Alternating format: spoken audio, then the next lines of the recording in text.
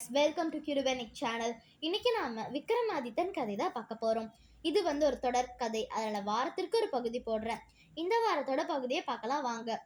சென்ற வாரம் நம்ம என்ன பார்த்தோம்னா, ஆனாட்டிற்கிட்ட பெண்ணாடு எனக்கு கிணத்துல உள்ள புல்களை சாப்பிடணும்னு ஆசையா இருக்கு, எனக்காக அதை எடுத்துட்டு வா அப்படின்னு சொல்லுச்சு.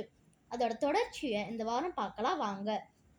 அந்த கிணற்றில் உள்ள வட்டத்தில் உள்ள புற்களை பிடுங்குவது உயிருக்கே ஆபத்து என்பதை நீ தெரிந்தும் அதை கொண்டு வா என்கிறாய்.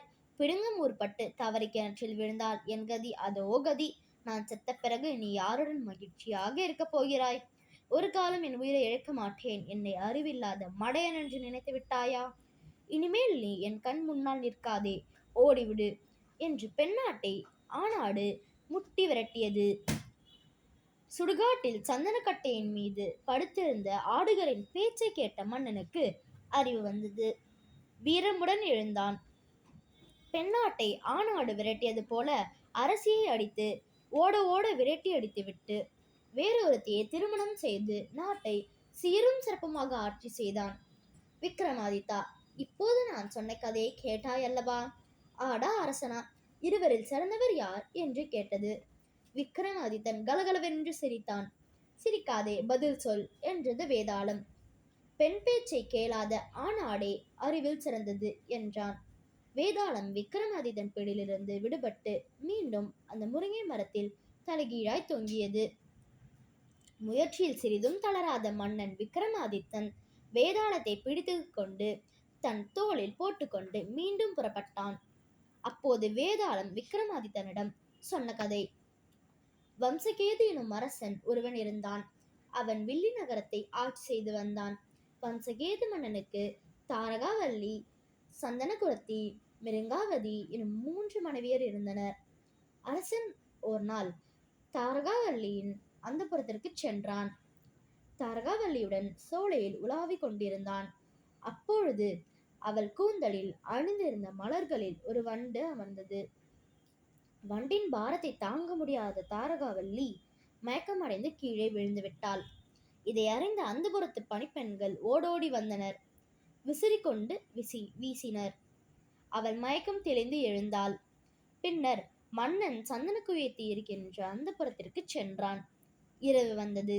எனவே மன்னனும் சந்தனக்குயத்தியும் அந்த புறத்தின் மேல் மாடிக்கு சென்றனர். அங்கு அமர்ந்து இனிய மொழிகளை பேசிக் கொண்டிருந்தனர். அந்நேரம் நிலவு தோன்றி ஒளி வீசியது. நிலவின் ஒளியை தாங்க இயலாத சந்தனக்குயத்தின் மேனி முழுவதும் கொப்புளங்கள் தோன்றின. அக்கொப்புளங்களால் அவள் துடியாய் துடித்தாள். இதை அறிந்த அவளது பணிப்பெண்கள் ஓடோடி வந்து அந்த கொப்புளங்களின் மீது சந்தனத்தையும் பன்னீரையும் ஒன்றாக சேர்த்து குழப்பி தடவினார்கள்.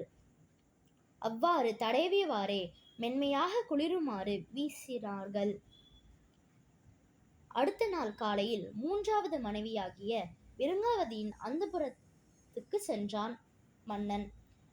மிருங்காவதியோடு அமர்ந்து இன்பமாக பேசி மகிழ்ந்து கொண்டிருந்தான். அந்நேரம் பணிப்பெண்கள் மாவு இடித்துக் கொண்டிருந்தனர்.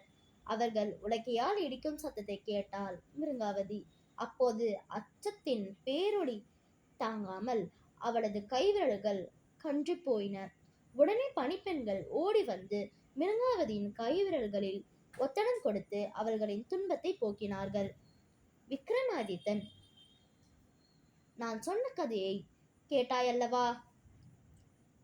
இந்த மூவரில் நுண்மைத்தன்மை உணர்ச்சி மிக்கவர் யார் என்று வேதாளம் கேட்டது. மிருங்காவதியே நுண்மைத்தன்மை உடையவர் என்றான் விக்ரமாதித்தன். பதிலை கேட்ட வேதாளம் ஆச்சரியமடைந்து எப்படி என்று கேட்டது. கூந்தலில் உள்ள மலர்கள் வண்டு அமர்ந்ததால் தாரகாவல்லியும் நிலவொளிப்பட்டு காரணத்தால் சந்தனக்குயத்தியும் துன்பமடைந்தனர். ஆனால் எங்கோ கேட்ட உலக்கை சத்தத்தால் விரல்கள் கன்றி போன மிருங்காவதியே நுண்மை உடையவள் என்றான் Vikramadithan. Bye guys, please like and subscribe.